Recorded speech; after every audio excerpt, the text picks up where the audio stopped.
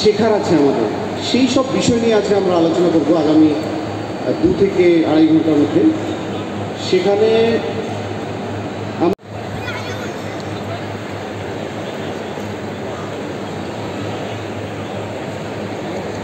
Hello, Molla, secretary mister Alamgir Fakir, vice president mister Shahjahan Ali Molla এবং আছেন mister আকরম হক, যিনি এই যে মিডিয়াগুলো যারা ব্যবসা করে রেডিমেড পোশাকের সঙ্গে যুক্ত আছে তাদের তাহলে আমরা সহজ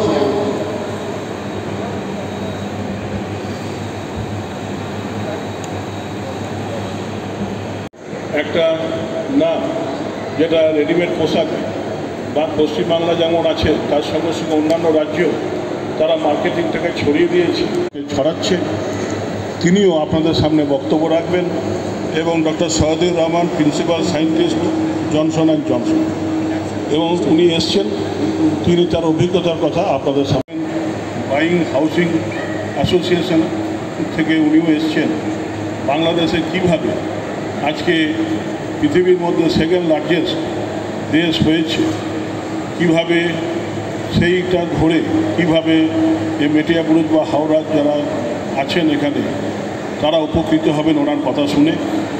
এবং doctor Hitesh Bhatt, director marketing and commercial details association of India, তিনিও এখানে এসে উপস্থিত হয়েছে আপনাদের সামনে তার অভিজ্ঞতা বা কীভাবে সরকারের সঙ্গে সহযোগিতা করে এগোনো যায় ব্যবসাটাকে, সেই ব্যাপারে উনি এরপরেই বক্তব্য রাখবেন।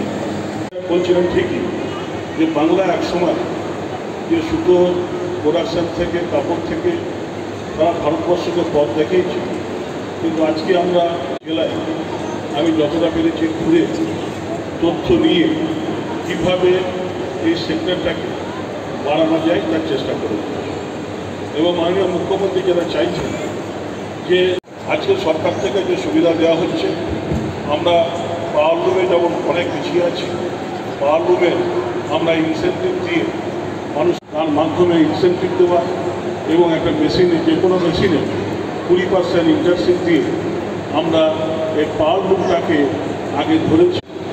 বাংলায় যারা এই সেক্টরের সঙ্গে যুক্ত তাদের সঙ্গে কথা বলে যতটা পারছি, যাদের নিয়ে এসে তাদের সঙ্গে বসে আলোচনা। সামনের দিনে আমরা আরও চেষ্টা করছি যে 6টা সুতোর সেন্টার করে, যে অন্যান্য রাজ্য থেকে যেখানে সুতো প্রোডাকশান হয় সেখান থেকে সরকারিভাবে সুতো কিনে এসে সেই সুতোটা তাঁতিদের সাপ্লাই করা, যাতে সুতোর দামের হেরফেরে অনেক সময় দাম করছি, যাতে সামনের দিনে সুতো সাপ্লাই দিয়ে সেই সুতো থেকে আমাদের নির্দেশ মতো কাপড় তৈরি করে সেই কাপড়টা আমরা কিনে নেব, এবং সেই যারা পাওয়ারলুম ব্যবসা করবেন তাদের যাতে মার্কেটিংয়ের কোনো অসুবিধা না হয়, সেই ব্যবস্থা মাননীয় মুখ্যমন্ত্রীর নির্দেশে আমরা শুরু করে দিয়েছি। এবং 6টা সুতো সেন্টারের মধ্যে 2টো অলরেডি আমরা পূর্বস্থলীতে কাপড় প্রোডাকশন করবে। 3 বছর আমরা সমস্ত কাপড় সরকার থেকে কিনে নেওয়া হবে সরকারি রেটে, যাতে তাদের মার্কেটিংয়ের কোনো অসুবিধা না হয়। এইগুলো আমরা অলরেডি চালু করে দিয়েছি এবং বাংলার অনেক জেলা থেকে আমরা সরকার থেকে কিছু সাহায্য হয়তো করেছিলাম। সামনের দিনে সেগুলো আলোচনা সাপেক্ষে আমরা দেখছি, যাতে আমরাও নতুন কর্তৃপক্ষকে জানাচ্ছি যাতে সরকারি এটা অংশ নিয়ে এই মেলাটাকে আরও বড় আকার দেওয়া যায়, সেটা নিশ্চয়ই আমরা চেষ্টা করে যাব। এবং তার সঙ্গে সঙ্গে আমরা সরকার থেকে শুরু করেছি, টেন্ডার অলরেডি হয়ে গেছে এবং সুতোর মধ্যে দিয়ে আমরা শীঘ্রই এই 2টো সেন্টারে চালু করব। সামনের দিনে আরও 4টে সেন্টার, সেখানেও আমরা এই সুতোর ব্যাপারটা চালু করব। আরও ভালোভাবে কাজ করতে পারে সেটা আমরা খুব শীঘ্রই আমরা সচেষ্ট হয়ে আছি। এবং আমরা যেটা করতে পেরেছি, অনেকগুলো গার্মেন্ট পার্ক, বৃহত্তম হুঁশিয়ারি পার্ক, বারাসতের রিজেন পার্ক, লুঙ্গিতে আমরা অলরেডি টেন্ডার হয়ে গেছে। নুঙ্গিতেও অ্যাপ্রিভেল ম্যানুফ্যাকচারিং হাব, এটা আমাদের খুব শীঘ্রই শুরু হবে এই নুঙ্গিতে। এবং আপনাদের মেটিরিজে গার্মেন্ট ক্লাস্টার যেখানে প্রায় 5 লক্ষাধিক, আপনারা ঠিকই বলছিলেন যে ক্লাস্টার বা গোষ্ঠী নির্মাণ অত্যন্ত জরুরি। 2011 সালে রাজ্যে মাত্র 49টি ক্লাস্টার ছিল, কিন্তু আজকের দিনে বেড়ে সেটা 550টি মতন ক্লাস্টার তৈরি হয়েছে। আমরা আরও ক্লাস্টার তৈরি করার দিকে নজর দিচ্ছি এবং মেটিয়াবুরুজের যে একটা নলেজ হাব, সেটাও আমরা করা যায়। কীভাবে রপ্তানি ত্বরান্বিত করা যায় এবং কারিগরদের আয় বাড়ানো যায় সেই লক্ষ্যে কাজ করছে। এবং যেটা আপনারা বললেন শেষ করার আগে, ঊর্ধ্বতন কর্তৃপক্ষ কাছে পাঠিয়ে সামনের দিনে মেলাটা যাতে আরও বড় করে করা যায়, সবাইকে নিয়ে আমরা সচেষ্ট থাকব। আপনারা ভালো থাকুন এবং আপনাদের ব্যবসার স্বীকৃতি কামনা করে বক্তব্য শেষ করছি। নমস্কার। দেশের বৃহত্তম গার্মেন্টস ক্লাস্টার হিসেবে পরিচিত। এখানে কলকাতা সহ আশেপাশের জেলা থেকে কয়েক লক্ষ মানুষ কাজ করতে আসেন। আপনাদের এখানে সারা বছর ধরে সব ধর্মের পুজো পার্বণ ও উৎসবে গরিব মধ্যবিত্তের জন্য নতুন জামা তৈরি হয় এবং এখানে বাৎসরিক ব্যবসার পরিমাণ 25,000 কোটি টাকারও বেশি, সেটা আমরা লক্ষ্য করেছি। এবং ছোটদের নানা ধরনের পোশাক তৈরির জন্য মেটিয়াবুরুজ নিশ্চয়ই আরও বিখ্যাত। অনেকটা টেক্সটাইলের দিকে ফোকাস হয়, সেই জন্য আমাদের একটা স্পেশাল রিকোয়েস্ট ছিল যে যদি আমরা একটা dedicated ministry of textile and garments করতে পারি, কারণ ফোকাসটা খুব বেশি টেক্সটাইলে হওয়ার ফলে গার্মেন্টসের দিকে ফোকাসটা একটু কম থাকে স্যার। তো আমরা যদি ওই আমাদের মিনিস্ট্রির নামটা ওইভাবে ministry of textile and garments করতে পারতাম, তো এটা আমাদের গার্মেন্টস সেক্টরটা খুব উপকৃত হতো বা পলিসি লেভেলের ফোকাসটা একটু পেতে পারতাম। আপনার একটা খুব ভালো আপনাকে রিকোয়েস্ট যে নেক্সট টাইম আমরা চাই যে অনারেবল মিনিস্টার অফ এমএসএমই আর টেক্সটাইল যদি আমাদের পার্টনার এই প্রোগ্রামে, আমাদের বিরাট বড় একটা অনুপ্রেরণা পাবো আমরা। আর দ্বিতীয় স্যার, আমরা খুব বেশি that this is an employment generation industry. So আমাদের দেশের জন্য এটা খুব ভালো। The entire textile sector 45 million লোকদের এমপ্লয় করে। So what you are doing is a fantastic thing for the country. The country, unemployment is very high, out of which about 12 to 13 million is only in apparel sector. Most of our apparel in India is cotton based, as you know, whereas আমরা একটু man-made fibers এর দিকেও নজর দিয়েছি, and we are trying to promote that because the world demand in MMF, man-made fibers, man-made fabrics, that is increasing. So apparel made out of man-made fabric is तरफ नजर दिले, we will be in sync with the world. कि हमें इस garment sector में उनसे बहुत कुछ सीखने को है कि गारमेंट इंडस्ट्री बांग्लादेश में इतना आगे कैसे बढ़ गया और हम किस तरह से अपने को बढ़ा सकते हैं। और आगे can you hear me now? आपको कुछ सुनाई दे रही मेरी आवाज़? हिंदी में बोलने से चलेगा ना? আমি মাঝে মধ্যে বাংলা বলার চেষ্টা করবো, কিন্তু জানি না বাংলা বলতে পারবো। তো the way I want to present today, I'll take about 10-15 minutes.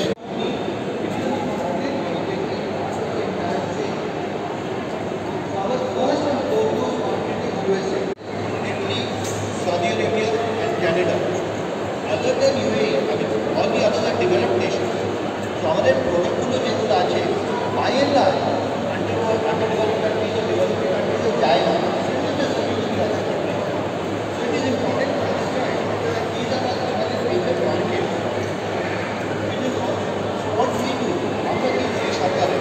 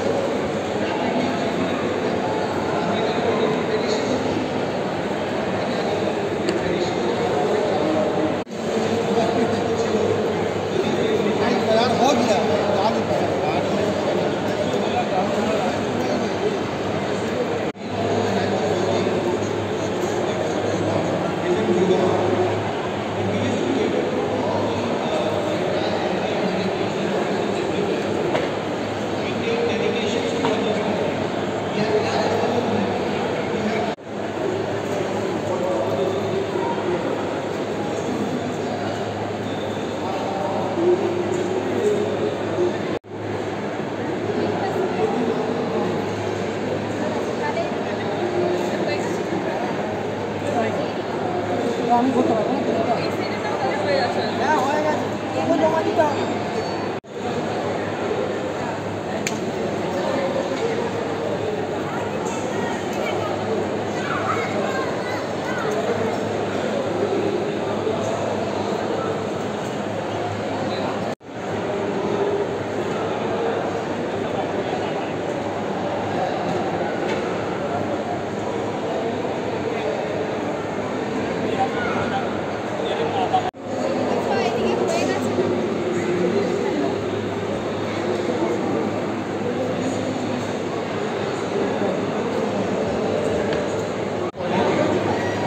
One is Australia, ECTA, Economic Cooperation Trade Agreement in April 2022, and one is the Free Trade Agreement UAE. সেখানে যেখানে আমাদের একটা ডিউটি ছিল ওদের কান্ট্রিতে আমরা এক্সপোর্ট করে দিই। That is Australia in April and February UAE. Then you can go to the market of Saudi Arabia or इधर आया नहीं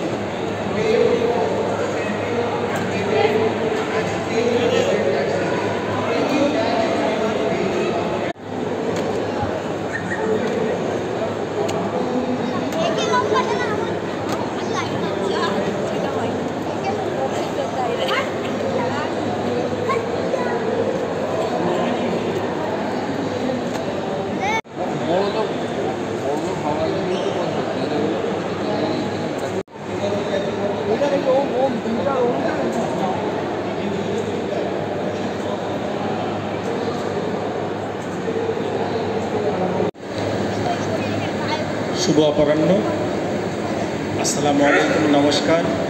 আমি সুদূর বাংলাদেশ থেকে এসেছি, যেহেতু এটা বাংলা, আমি বাংলাদেশ থেকে এসেছি আপনাদের সঙ্গে পরিচয় হওয়ার জন্য এবং আমরা কিভাবে শুরু করলাম সেটা বোঝানোর জন্য।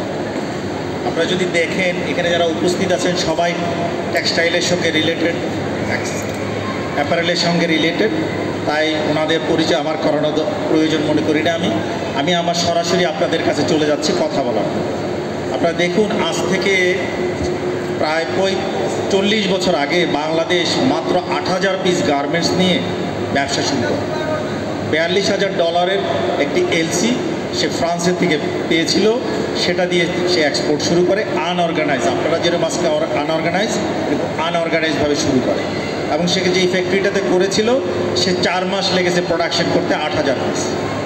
তারপরে একজন ব্যুরোক্রেট, তার নাম নুরুল কাদের সাহেব, তিনি এই ব্যবসাটাকে দেখার জন্য কোরিয়া গেলেন এবং কোরিয়াতে উনি দেখতে পেলেন ব্যবসাটা কীভাবে হয়। তিনি 132 জন ইঞ্জিনিয়ারকে রিক্রুট করলেন এই ব্যবসাটা শুরু করার জন্য। তিনি 132 জন ইঞ্জিনিয়ারকে নিয়ে গেলেন কোথায়? নিয়ে গেলেন সাউথ কোরিয়াতে। সাউথ কোরিয়াতে নিয়ে গিয়ে উনি তাদেরকে 6 মাস ট্রেনিং করালেন। তারপর একটি অর্গানাইজ গার্মেন্টস ফ্যাক্টরি ওপেন করলেন চিটাগংয়ে এবং ঢাকাতে। সেখান থেকে বাংলাদেশের শুরু, সেটা 1990 সাল। আজকে আমরা এখানে পৌঁছেছি যেখানে আমাদের $42,000 দিয়ে শুরু, আজকে আমরা $44 বিলিয়ন এক্সপোর্ট করি।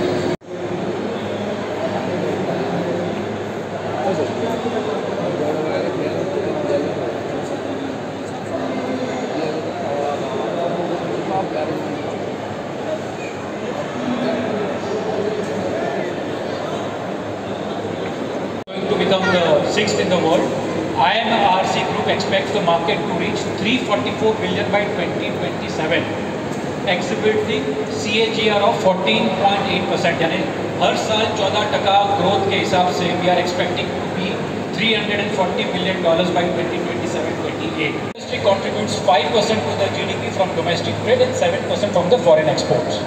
हमारे पास ये दोनों अपॉर्चुनिटी है, domestic as well as exports. The pandemic had put the dent in the growth of the industry, but now the industry is getting on its feet. এরিয়াতে অর্ধশিক্ষিত মেয়ে এসে কাজ করছে এখানে এবং সে মেয়েটা স্বাবলম্বী হচ্ছে। আপনারা যদি সেইভাবে কাজ করেন আপনাদের কিন্তু কোরিয়া যেতে হবে না, আপনার পাশের দেশ বাংলাদেশ আপনি যেয়ে দেখতে পাবেন। তাই আমরা যে কষ্টটা করে এসেছি আপনাদের সেই কষ্টটুকু করতে হবে। আর কিছুক্ষণ আগে যিনি বলে গেলেন যে বাংলাদেশ 2 নম্বর এক্সপোর্টার, সত্যিকার অর্থে বাংলাদেশ 2 নম্বর এক্সপোর্টার, কিন্তু আমরা সেখানে থামছি না। কারণ আমরা মনে করি যে পৃথিবীতে $700 বিলিয়ন একটা মার্কেট আছে, সেই মার্কেটে আমার এই $50 বিলিয়ন কিছুই না।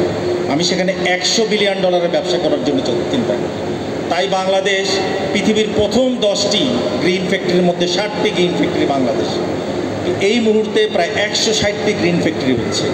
আমাদের ইন্ডাস্ট্রি প্রায় 4000 ইন্ডাস্ট্রি আছে, তার মধ্যে লিড ফ্যাক্টরি আছে 225।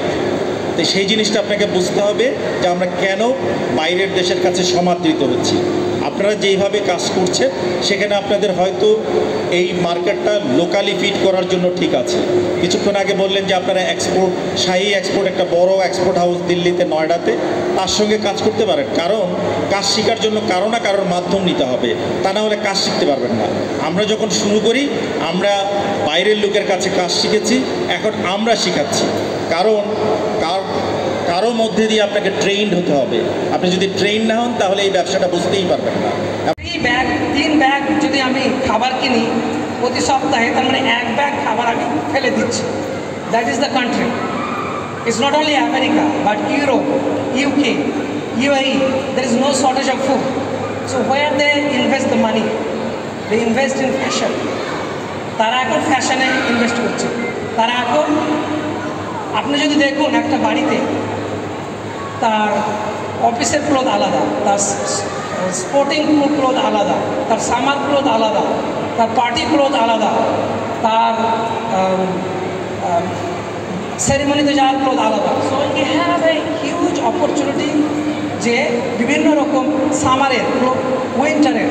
সো এবং আমেরিকার সবথেকে বড় যেটা জিনিস হলো, it's not a price tag, it's a quality.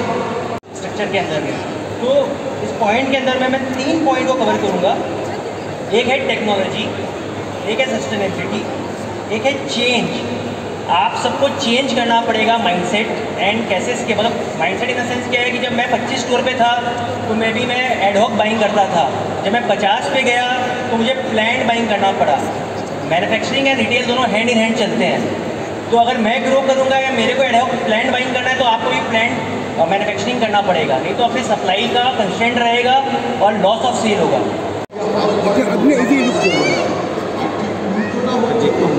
Garments ব্যবসাটা কিন্তু একটা লেবার ওরিয়েন্টেড বিজনেস। এখানে অনেক বেশি কর্মসংস্থান হয় এবং যত বেশি ইন্ডাস্ট্রি এখানে গ্রো করবে তত বেশি লোক সংখ্যা লাগবে। বাংলাদেশে এই মুহূর্তে প্রায় 50 মিলিয়ন লোক এখানে চাকরি করে। এটা যত বেশি বাড়বে তত বেশি এটা শ্রমঘনী ব্যবসা বলে শ্রমিকের প্রয়োজন হবে, কর্মকর্তার প্রয়োজন হবে এবং এখানে অনেক বেশি চাকরির সুবিধা আছে। তাই এই ইন্ডাস্ট্রি যত বেশি করা যাবে সেই ইন্ডাস্ট্রিটা আউটপুট তত বেশি আসবে এবং অর্থনীতিতে বিরাট একটা অবদান রাখবে।